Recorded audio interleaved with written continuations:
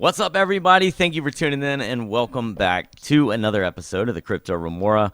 We come to you every week and talk all things crypto, keep you guys up to date, entertained, more importantly, ahead of the markets. That's what we're here for. My name is Wes, and I am joined with, as always, Siri Crypto. What's up, Siri? What's up, man? How we doing tonight? Doing good, brother. Doing good. Guys, tonight we are going to go over the Bitcoin price chart. As always, we've had a little downward pressure. So we're going to look at the chart. Siri's price target of 37.8 and 38.7 has been kind of like the range of where we've been, touching on the most. So we're going to look at the chart, see what's going on there, and then we also have a very, very special guest on the show tonight, someone who's been a friend of the channel for a long time, and we are very excited to have him back on. That is N8amis. He's going to go over, we're going to be talking about Spire DAO and their plans. They have a lot of news coming out, man. Some big announcements that he's going to be sharing with us. So we're excited to talk about that and have him on the show. But before we do all that, we're going to just kind of look at the charts, see what's going on here, and then and then we'll have N8amis on when he gets ready. So probably about 10 minutes, I would think. Sierra, man. So yeah, dude, you've been talking about this level, dude. It's we've been hanging out, touching it. What's going on, man? What are you seeing here? Well, I'm not one to say I told you so. I'm not really one to say that, but here's the deal, okay? We've been playing around this level so long now, and I expected this. I totally called this. Now, what I didn't call, I knew we would hit our head on it. Now, we busted through it yesterday. Did you see that? We cracked up, went up. I saw that, we man. Went nice up, little fake out, dude. A little scam. We had a nice fake out, and then we had a retest like twice, and so I was blown away. I was like, I was blown away. I'm sorry, that was N8amis right there. Here's the deal: if we cracked through that level, came back down and retested it, that was like, I was full on bull mode for a second yesterday. I almost tweeted something, but I was like, nah, let me see what it does. And look, sure enough, we're just hanging out under that resistance still, man. 37,000. We're at 37,653 at the time of recording. I mean, you can't get no closer to that level of 37,800 that I've been preaching about for a long time. And the only reason I said that is because of all the stock charts, brother, that I've ever seen. I'm telling you, the most support and resistance level I think I've ever seen in my life was this level and it was on a Bitcoin chart. So I'm very excited to see us hanging right around the level.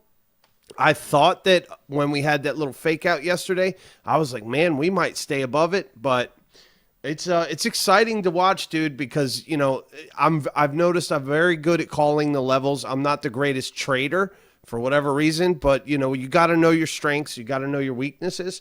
But so what I'm going to do is I'm going to let you do the trading. I'm going to call the levels, and we can share the profits, right? You're good with that? Oh, of course, man. Of course. That's what teamwork is, man. That's what we do. What's he saying, man? Is he almost ready? I told him we got a couple minutes. Let's go over, because you just recently had us pull the trigger on something we're very hyped with, you guys. Yeah. We just got Lux Algo, man. We've been looking forward to trying this indicator out. And let me tell you, man, this thing is incredible. I got it pulled up right now. I'm going to look at the daily chart. This seems to be the most relevant, I think, as far as, our shows and kind of the time frame that we're looking at, because we do this, weekly. We're trying to do it more, but right now we're doing it weekly on Thursday, Friday nights. And so I'm going to look at the daily, dude. Right now, Lux Algo, an incredible tool, man. You never want to just blindly go off of just an indicator. Lux Algo is the best one, I think, dude. I'm starting to, I've just scratched the surface. And, you have to adjust these things to your liking and to, kind of like your risk tolerance, your time frame, find out what kind of trader you are, and then adjust it to what you like. Like I said, right now I'm on the daily, and Lux Algo is giving us a trend strength of 90%. They have this box up here that kind of gives you the trend strength. Right now that's sitting at 90%, and it is in the green, so we are in a bullish trend. The trend tracer is going up. You can see it right here with the price action. There's a reversal zone that starts off about around 38,000, exactly where you called it. It's actually 3878 is where the reversal zone is. 38. That's 38.7. That's funny, dude. That's there's a reversal zone there, and then there's a stop loss point. It kind of gives you the stop loss, where to kind of look for if we do have a pullback. Right now, it's not signaling that, man. Right now, the volatility's kind of slowed down a little bit. If we do pump up to that 37.8, look for that reversal. And if we do go down, there's a reversal zone to the downside to push us back up around 27.8, 28,000, you might as well say. But I don't think, and again, that's on the daily, man. We have smart money flow that's starting to come down. There is a signal that's kind of showing that maybe we're topping off. We're getting a little overheated here. But I do think that with everything going on, the sentiment and the fundamentals, like everything looks good, dude. The on-chain metrics are looking great.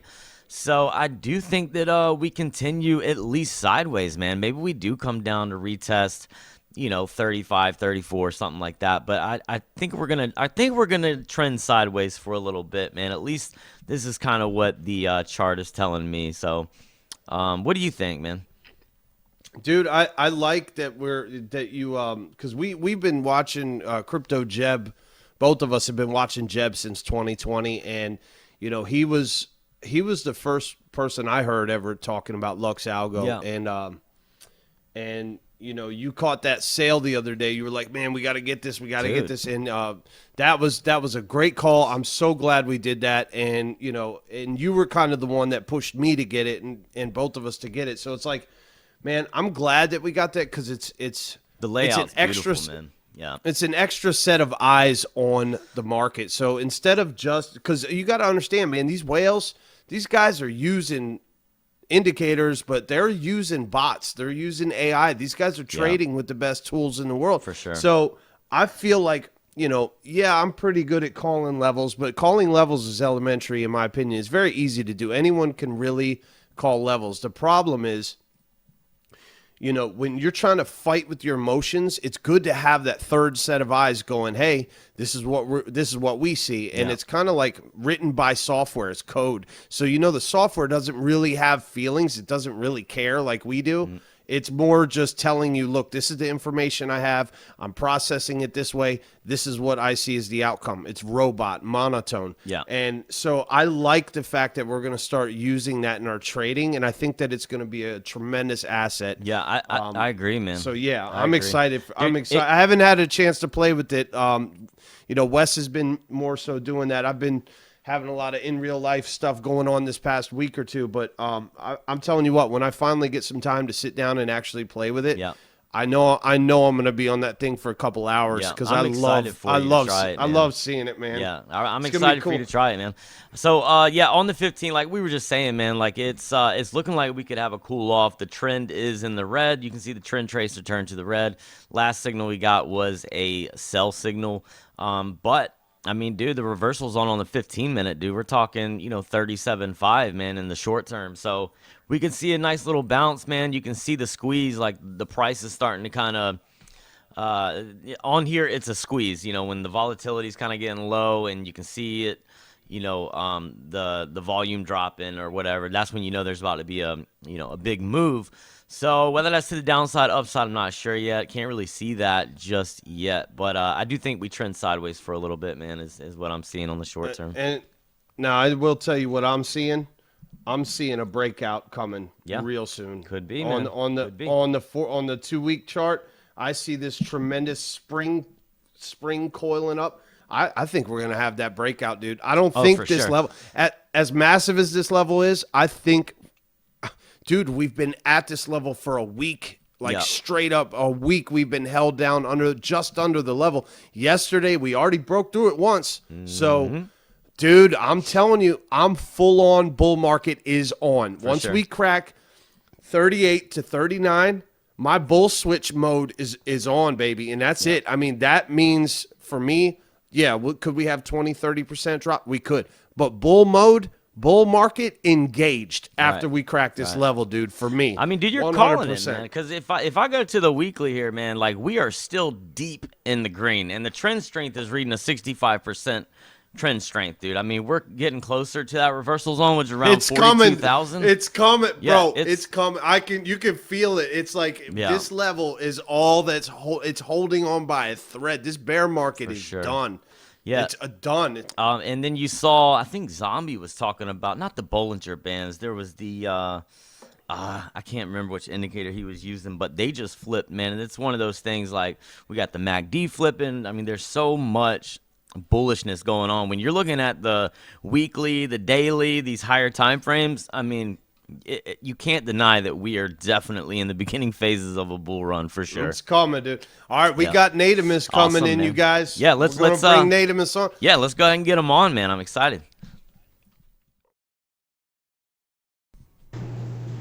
All right, guys, today we have a very special and talented guest on the show, a friend of the channel and someone we've been fortunate enough to get to know over the last year or so. N8amis, welcome back to the show, my friend. How are you? Hey, what's up, guys? Glad to be back. How we doing? Doing good, man. We are just very excited to have you on, man. Catch up on what you've been up to lately since the last time we spoke. And yeah, man, thank you for being here. Yeah, it's been a long time. It's hard to believe that it was so long ago we chatted the first time around. Dude. You guys are doing good, man. You really been getting good. Appreciate it, man. Thank you. Yeah, we've we had a long way to go, man. But yeah, dude, time flies, man. Time flies. Like this whole bear market has just been absolutely crazy, and it flew by, man. I thought it was gonna drag out a little bit longer than what it actually did, and things are finally starting to turn around, man. But it's really cool to see friends and people like yourself, man, carrying on and continuously building and trying new things, and it's just really cool, man, to experience these things with other people and grow with other people as well too, man. So yeah, we are excited, man. You have a couple of things to talk about. We're gonna be talking about Spire DAO. Been hearing a lot of stuff about that. I know you got some announcements and some things to talk about with that. So we are excited to just kind of dive into that, man. But before we do that, just for the audience, man, for the people that don't know, if you could just kind of give like, a brief overview of, who you are, how you got started into NFTs, and actually more importantly, like the storytelling and the lore and all that stuff too, man. Like when did you really start getting into all that? So I think I first started to get into crypto around, I guess it was during COVID. So I had no familiarity with it. I think I had gotten like Robinhood app on my phone or something, and they had Bitcoin and Ethereum on there, and I didn't even know what it was. I mean, I was familiar with Bitcoin. I had no idea what Ethereum was, what it did. It was really volatile, and I was terrified of it. And then I don't know why I got interested in it, but I just thought the chart was interesting because it was always moving. Yeah. And then I started to look into it and watch some videos on YouTube and things like that. And then I ended up kind of falling down the rabbit hole through that and found out about NFTs. And I think so. Bored Ape had already minted by that point. I think it'd been around for a little bit, and I don't know why I gravitated towards NFTs, but it really appealed to me for some reason. And then I stumbled across Smalls pretty early. I drew the picture of a small brain, and that was one of my first NFTs. I didn't know anything about Arbitrum at that point, and just kind of really gravitated towards that community. And that's sort of where I started doing more storytelling. And I got involved with some Bridge World stuff and doing some storytelling there. And also for Smalls and a bunch of different places after that. So that's kind of how it all started. Yeah, that's awesome, man. Something I just realized, man, jumping on here, I actually just got a notification. Today's Mark Twain's birthday, man, and here we are having a conversation with you. Did you ever get into any of his stuff, man? Like, what was like? When did you really take an interest into? Were like you big into reading? When did you really start like taking an interest into actually writing and doing the stories? I think when I was a kid, my dad gave me The Hobbit, Yeah, and yeah, I think that, as far as I can remember, that's like the first book I read on my own, yeah. and that book really spoke to me. I think I have a hard time reading things that aren't fiction. All right. I don't enjoy biographies really, or like I like to read things that takes me away from real life. I Yeah. like to read things that like science fiction or fantasy. So The Hobbit really spoke to me, and kind of from that point on, I started reading a lot of fantasy novels, and I got into science fiction, and those are the things that have really captured my attention ever since. And I think that's partially why I gravitated towards NFTs, is because I saw these pictures and I immediately started to think like these things have stories to tell and Yeah. no one's doing it. And I I think I first started writing to get onto whitelists. Like whitelists were really big at that time. It was Right. like if you could get into a Discord and get on the whitelist to mint something, it was really important. So I did not enjoy chatting on Discord very much, but I'd go in and I'd write things, and that got me a good handful of whitelists. And I was like, oh, maybe there's more to this, and it just kind of took off from there.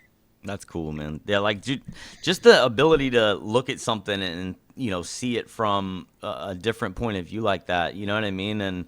And see the potential in something and what it could be. And I mean that's awesome, man. Like because when I look at things, my brain doesn't process like that. You know what I mean? I just kind of see it for what it is, and I never really even thought about looking at something like that until we interviewed you and I started looking into, some of the stuff you've done and what the whole lore and all this stuff was about, man. And that's really like, I don't know, that's really when I started like taking an interest in it myself too, man, because it Yeah. is really cool, man. A lot of these projects have their own kind of storyline or whatever, but it's not individual NFTs. Like these individual NFTs hmm could have their own storyline as well. And you hmm do an awesome job at creating that. And yeah, dude, I love it, man. Sierra, were you big into reading and stuff too, man? Was that something you were into as well? Well, I'm not a big reader per se. I enjoy a great story. I'm more a visual guy. I'm a musician, so I'm more into the audio and the visuals side of it. Yeah. But Mhm. I'm just like N8amis when it comes to anything that takes you kind of out of reality. Like I don't Yeah. the only nonfiction stuff that I like is more like, watching motivational speakers or stuff. Like I like that kind of stuff. But as far Yeah. as far as what N8amis is saying about how they tell a story and the NFTs are Uh-huh. kind of telling a story, a lot of the friends that I had growing up were kind of outcasts, and a lot of them played Magic the Gathering, and Yeah. I never really got I don't want to say I didn't get into it, but I had fun sitting there watching them play. Like I Right. wouldn't even play. I'd just sit there and be like, "Man, what are you guys doing? You guys are doing this crazy thing where you're just inventing this story." And it was also Cyberpunks was an RPG that we played in the 90s. It's one of the Yeah. few ones I actually played with my friends. And I was like, so how do I do this? And they said, well, you have a host, and he kind of narrates the story, and he says, okay, you walk into a bar and you see this guy standing there smoking a cigarette. He looks down in his pocket and then looks up at you, and then what happens? And then the next person kind of picks up from there and says, well, Yeah, I dude, look that's over, awesome, and man. I was like, wow, like just watching them play Yeah. it, I was like, you know what, guys? I said, let me jump in. Let me do this, because the imagination side of it really caught Yeah. my attention. And with what I read earlier on Spire DAO, with what you guys are trying to do, Yes, it dude. is Yeah. so multifaceted. It's got so many directions that you could take this thing. And it reminds me of something my buddy told me about last year. I think it's called, I forget the name of what they call it, but it's basically when a whole group of people produce a show. Like instead hmm of just me and Wes doing the crypto Remora, it would be a network of like 10,000 people all producing a Right. show. Yeah. And it reminded me very much of that when I was seeing what Spire DAO was trying to do. And I'm like, holy crap. What's the word I'm looking for, N8amis? You know what I'm talking about when you know, you have a network of like 10,000 people and they all contribute like to the music and the art. And what is that called? It's Uh, I can't, I'm not sure. I'm not it's sure a what the specific term is. they're actually starting to do right now. And I wish I could remember the Hmm. term. My buddy was telling me about it, but it very much But I mean, it's all just kind of like community generated content Yeah. and trying to find an organized way to do it. And I think organized has been a big part of the problem with Web3. Like there's a lot of efforts. I mean, you look at smalls and things like that, and there's a lot of people sort of contributing their 2 cents to the story, but there's no organization to it, right? Mm. It's all just sort of haphazard. So Spire aims to solve some of those problems, and I'm sure we'll get into that Yeah. a yeah, little I'm more. excited to Yeah. hear about that side of it because to me, it's like you guys are tackling not only something that's much needed, you're doing something that's never been really done before, and that always gets me excited, man. So yeah, I Yeah. definitely want to hear more about that. So just to Yeah, touch on what absolutely. Siri was just saying, the first time I ever was involved with something like that, I think you were doing N8amis. I think you were in the Knights of the Ether Discord, and you were doing the Blightfell, and Yeah, everybody was kind of yeah. contributing and trying to pick the narrative of the story and which direction it was going to go. That was incredible, man. And I think just, bringing the community in and allowing them to kind of take place into the crafting and creating of something like that is very unique, man. And we know that Spire DAO is definitely original, and you've got a lot of stuff going on here, man. So let's go ahead and dig into Spire DAO, man. What is Spire All DAO? right. What kind of, got you started on Spire DAO? So I mean, the I've been developing Spire with a couple other people for, oh gosh, coming on a year and a half or so. Oh, wow. So two guys I met when we started to do some lore for Bridge World, and we just started talking about just different ideas, and that's where the really early concept for Spire came from. And then we hooked up with some devs and some front end guys, things like that, and have been it took us a year, I think, to develop the actual platform with all the smart contracts and the front end, things Yeah. like that. So Spire is actually, as far as so our first partner is Realm, and they have a Spire that's active right now. So there's competitions kind of going all the time Mm. for artwork and storytelling. If I died tomorrow, Spire would continue to operate contests as long as somebody selected winners and people contributed. Yeah. Spire will continue indefinitely. So everything is fully on chain. Smart contracts automatically move from one contest to the next once a winner is selected and things like that. So it's it's fully developed. It works, and that's something. It's amazing. Like the amount of work and effort that went into the coding and the smart contract side of things is significant. And I'm not like that's not my area, so I Right. can't talk a whole lot about the Same. Yeah. specifics of it. But it was a massive undertaking. We had two different audits from really big kind of guys in the industry.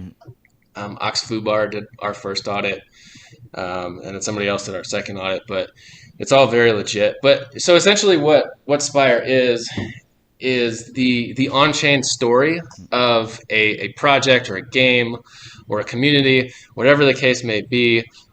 Spire essentially tells their story, puts it on chain, and makes it competitive. So we kind of start things off. We write a few different stories that we refer to as like Genesis text, and that gives the community something to start with. And then from that point on, everything is based on competition. So there's currently there's artwork competitions going on. People are submitting artwork that goes along with the story right now. Those are called Okay. echoes. Mhm. So those contests, the winner of that contest will kind of once they select a winner, their T5 treasure that they stake to submit an entry gets burned, and that turns into 75 NFTs of their work Oh, that wow. that That's artist will so get. cool, man. That is Hmm. freaking good. That's what caught my eye, and I didn't mean to interrupt, but I just had to say something on Hmm. this. I read that earlier, and I just got to chime in as a musician who's tried to Hmm. figure out the NFT side of things and the coding and the smart contracts, and I'm just like, you know what? I'd rather do something like this or like find something to streamline and make it easier for mass adoption. Like, you Yeah. really need to tap into the creative side of, again, with the musician side of things. It's like, the contest, if you're to enter, let's say your Genesis text is about a night themed tavern where they're all drinking and everyone's hanging out, and then all of a sudden you got these artists that are competing to draw the picture of the tavern. And then, well, what does Right. the music sound like in the background of the bar or the tavern? You know what I mean? It's like, what kind of music, that Yeah. medieval kind of music. And so are you guys also, I know you're doing more art stuff, but you are doing music stuff too, right? Yeah, that's a good question, man. Yeah, so that's a really, you touch on a really, I think, important aspect. Is like, this is our first, this is our MVP. This is our first iteration of Spire and Echoes. So right now there's two things. There's the written story, which is kind of like the code, right? It's like the base layer. It's like the HTML, what you don't see kind of behind the scenes of the story. There's competitions for that, so people continue the storyline. And then kind of the front end is the artwork. And so people are competing through the Echoes to submit artwork that goes along with that story. But that's just the beginning, right? So eventually Echoes will be static images, there'll be music, there'll be animation, there'll be video.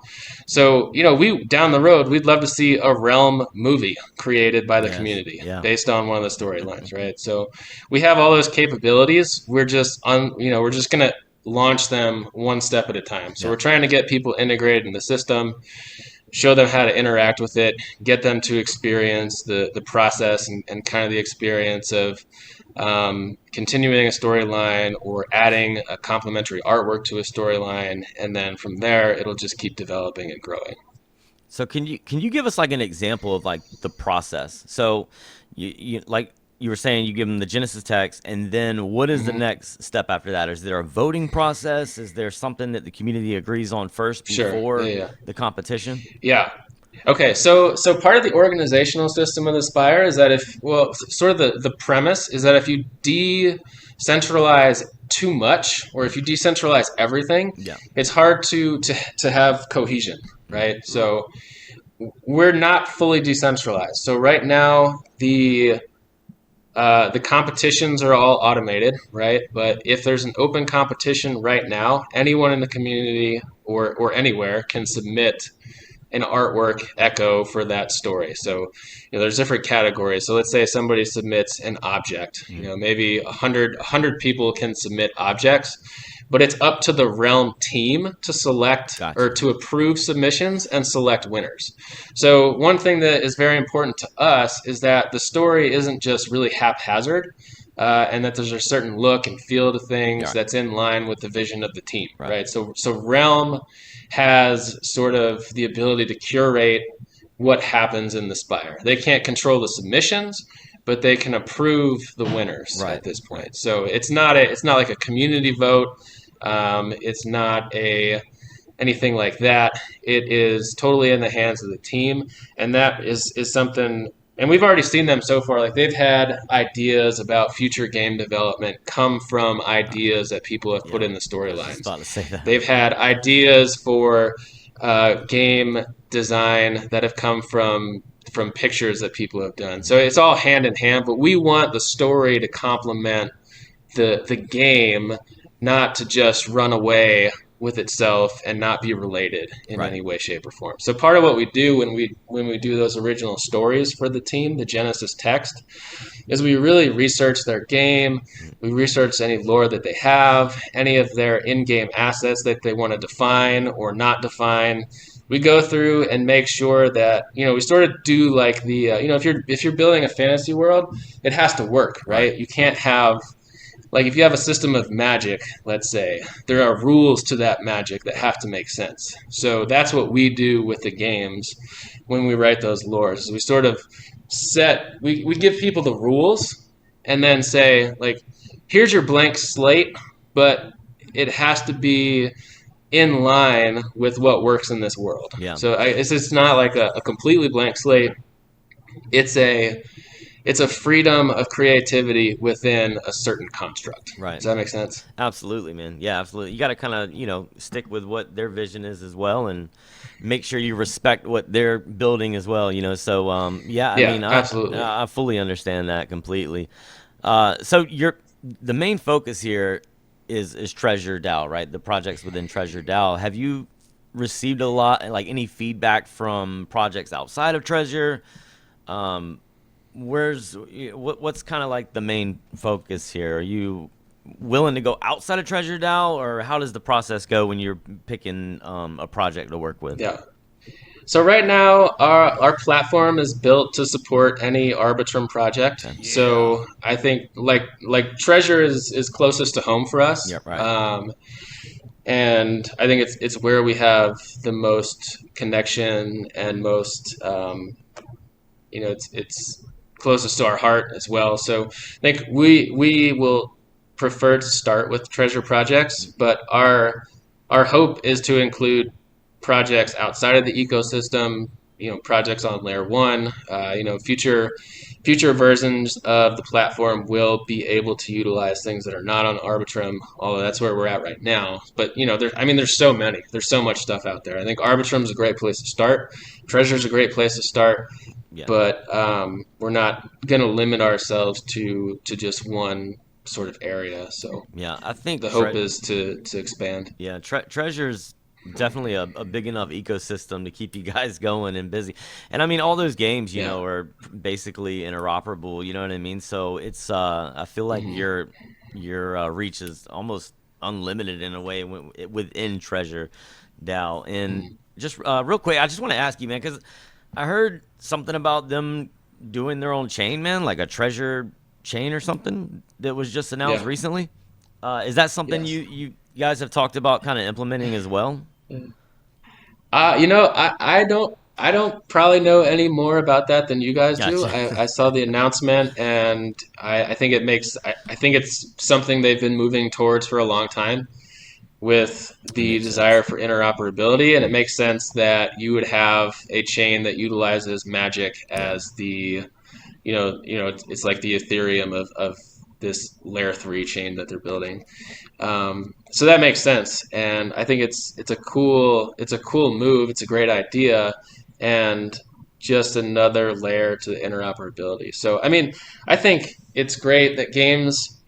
It's awesome to be able to play Tales of Valeria characters in Realm. It's awesome to be able to play Smalls in Realm, Yeah. and it'll be awesome to utilize magic to as a gas sort of system for all these games. And then it'll be great to have Spire connect a bunch of stories. I'd love to Yeah. see a story that kicked off in the Realmverse connect with Knights of the Ether down the road, or Yeah. Tales of Valeria, or whoever it is, and see those storylines kind of interconnect. Yeah. I think that'd be really cool. Absolutely, man.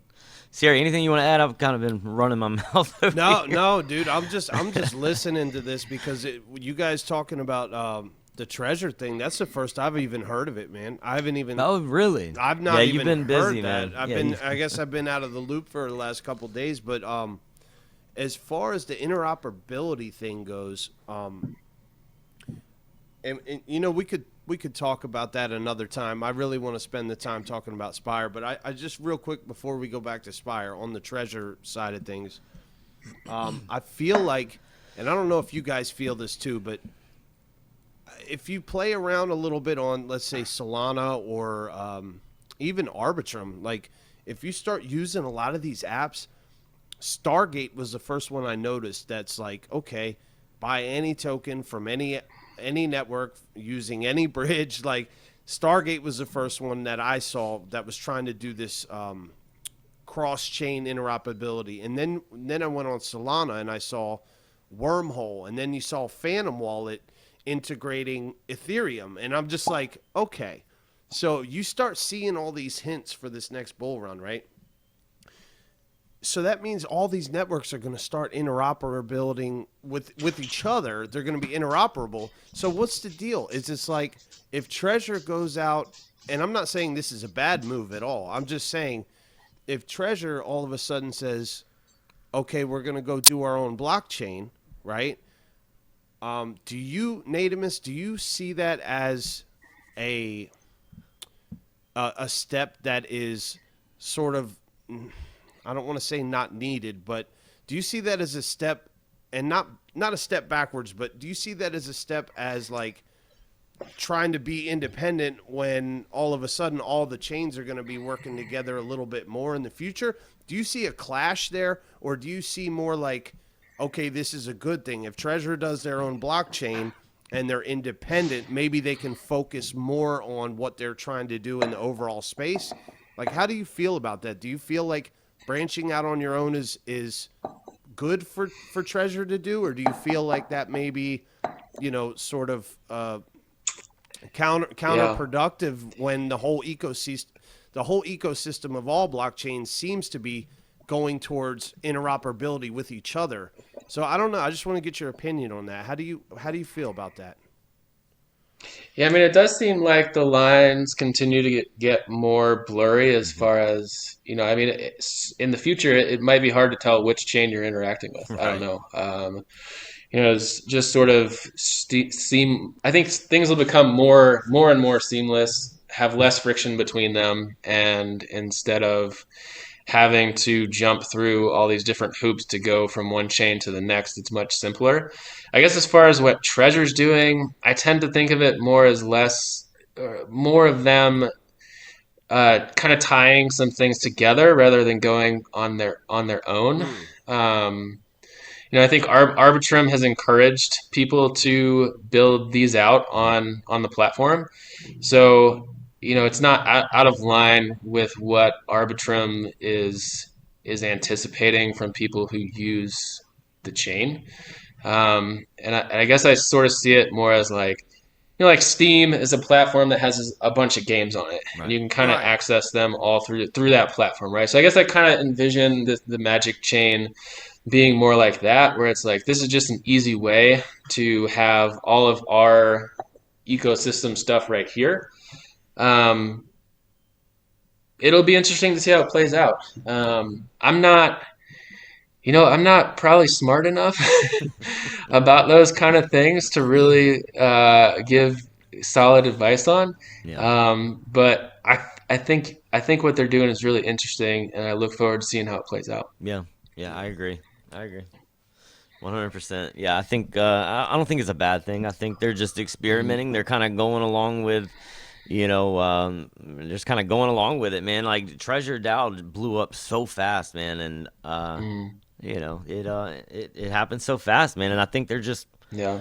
just trying and testing the limits and doing whatever they can to keep it fresh and try new things, man. So why not? You know what I mean? That's Hmm. kind of like what this space is about, man. Is testing the limits, trying new Yeah. things, and Yep. what works, what Yeah. doesn't. And I commend people, for even being brave enough to do that.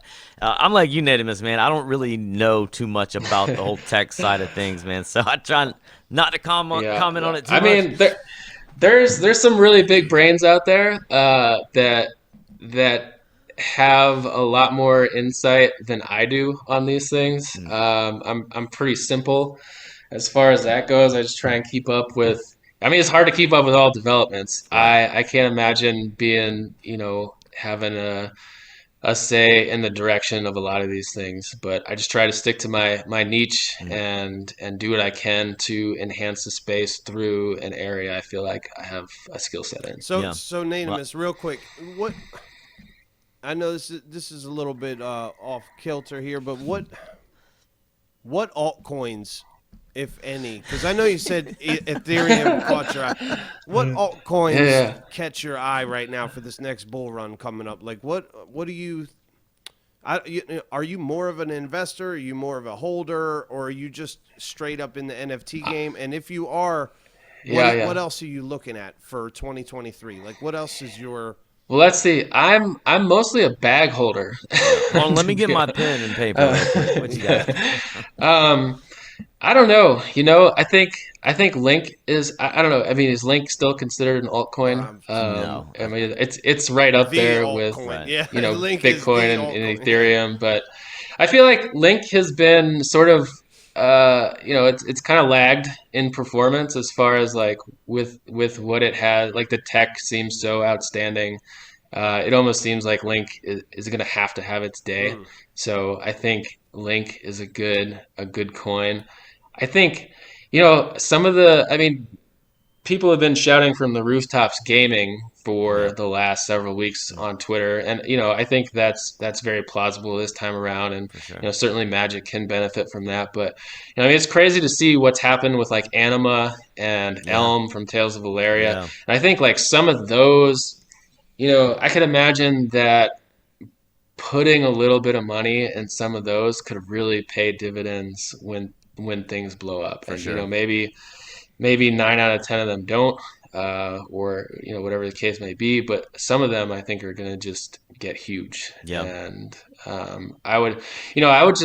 I think for me, I don't, I'm not a too big of a speculator, but if I find something that I really believe in, like this team is doing really good things. Like I mean, I think Realm, like yeah, I think if you buy Anima now, that could probably age very well for you because the yeah, team has been doing things and building throughout the bear consistently, mm, and people are just starting to catch on with what they're doing. And yeah, I think things like that are and I think like that's why I believe in Spire too. Is mm, like it's slow and it's slow. Like people have not caught on, but like we're doing things, we're building things, and I believe that one day it's going to catch fire. yeah. And I think the same thing with some of the games in the Treasure ecosystem as Yeah. well. I agree, man. I was listening to a Spaces earlier. Knights of the Ether was on there talking, Hmm. and talking about Web3 and gaming and stuff. And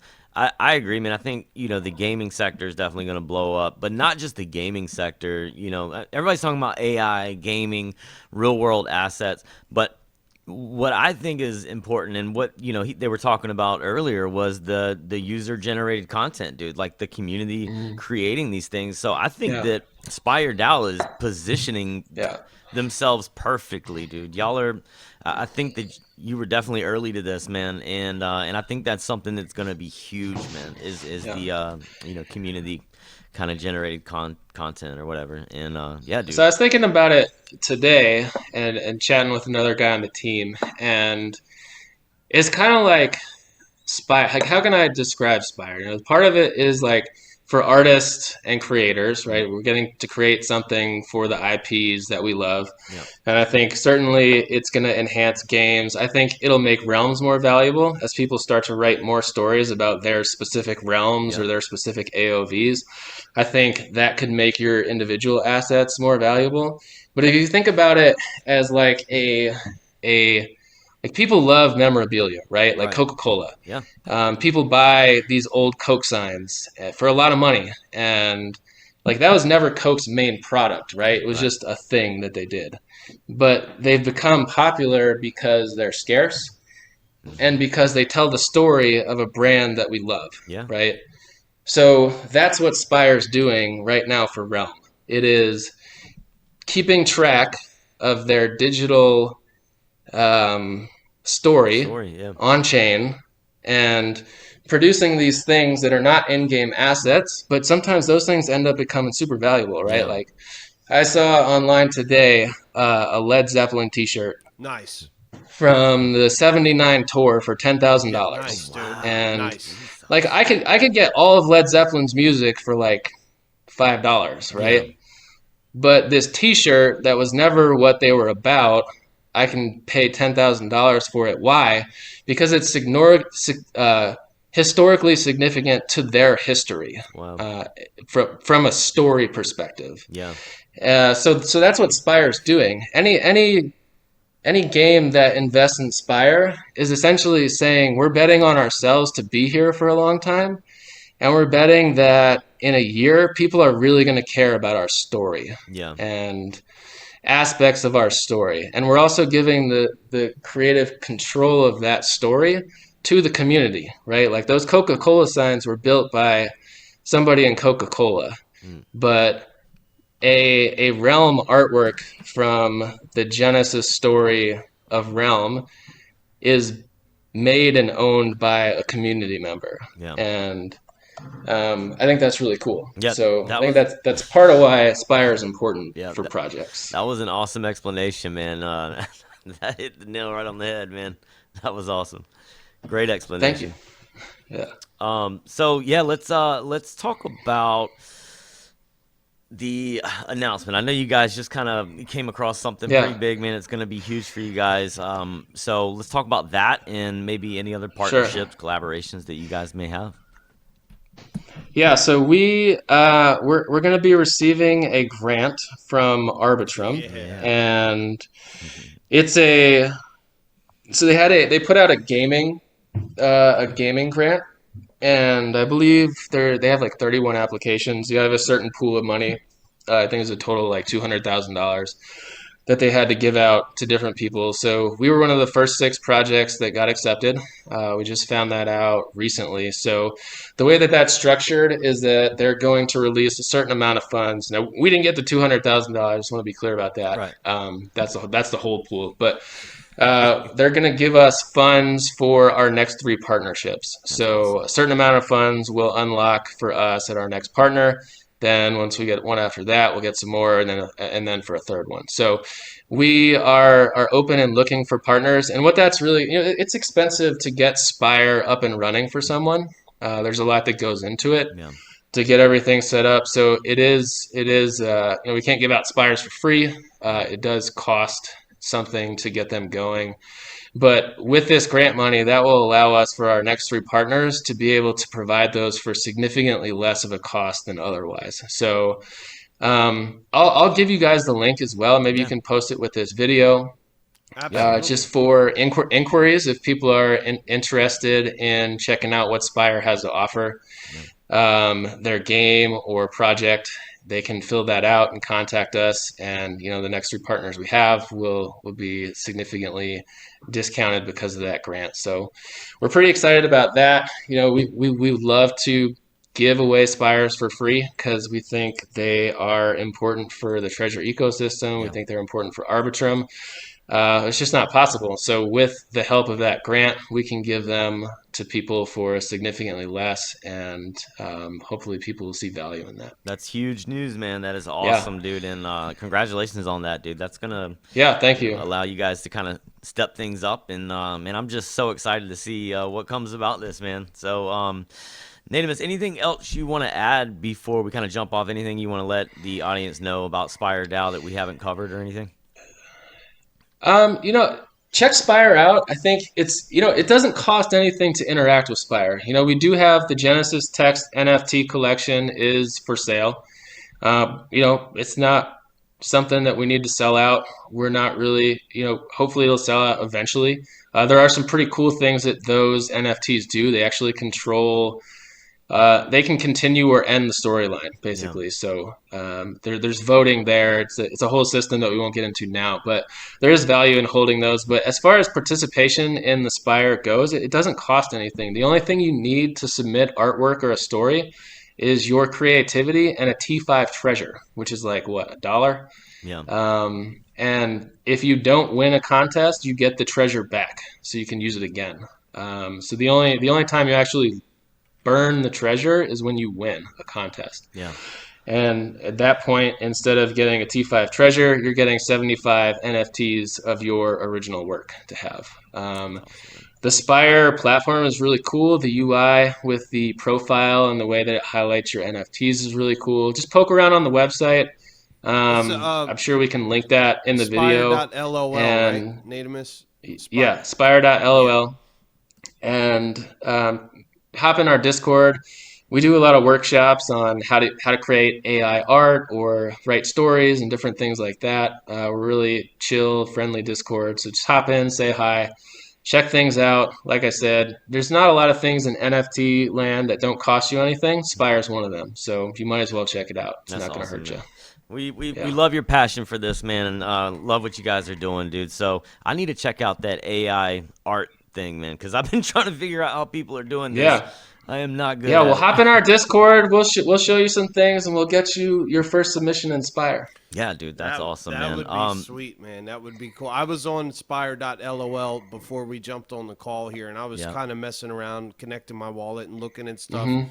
And yeah, I love the website. The website is clean. It's nice look on it. Yeah. Very, very smooth. So when you say the Treasure T5, just explain to me what the T5 is real quick, because and for other people out there. Yeah, so there's like different tiers of treasures. I believe T5 treasures are the cheapest treasures that you can get.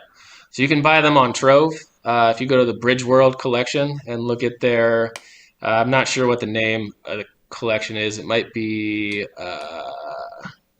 Treasures or something similar to that. I could even send you some. Did you guys have on Realm? Did you guys have artifacts like a computer and a whale?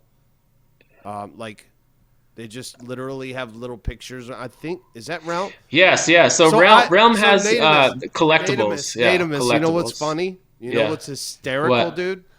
2 of the first NFTs I bought last year were Realm NFTs. I've been holding 2 Realm NFTs in my wallet for like a year. I bought that's awesome. I bought the whale. I bought the whale and I bought the computer. So I'm already a holder, man. And I thought they were. You're practically a whale. I'm a whale now. No, I bought them just because they were cool, dude. I was like, these are cool, man. And now the more you're talking about it, I'm like, holy crap! I already have a couple of these. So yeah, that's cool, man. I'm gonna check it out a little bit more, and definitely, dude, you need to come back on when you guys really, when you're ready to announce your next move. But N8amis has been building and grinding for the last 6 months. If you haven't seen him on Twitter talking or whatever, it's because N8amis is part of the real that actually is grinding and building things. So you guys 100%, man. remember that the Crypto Remora always tries to bring you the real deal, and that's what we love doing. And N8amis, thank you for coming back on, brother. We missed you. Don't be a stranger, man. Yeah. Definitely do not be a stranger. Come on in. Yeah, it was a pleasure. Man. Yeah, we're gonna link everything We'll down in the again. description, man. Link to N8amis. Obviously, guys, go check him out. Go in the Discord, play around, check out Spire DAO, man. They're doing a lot of cool stuff. That's gonna wrap it up for today's show. So much love to you guys. Much love to the Treasure fam, to the Arbonauts, to all you guys, man. We appreciate you guys for being here. And until next time, peace out.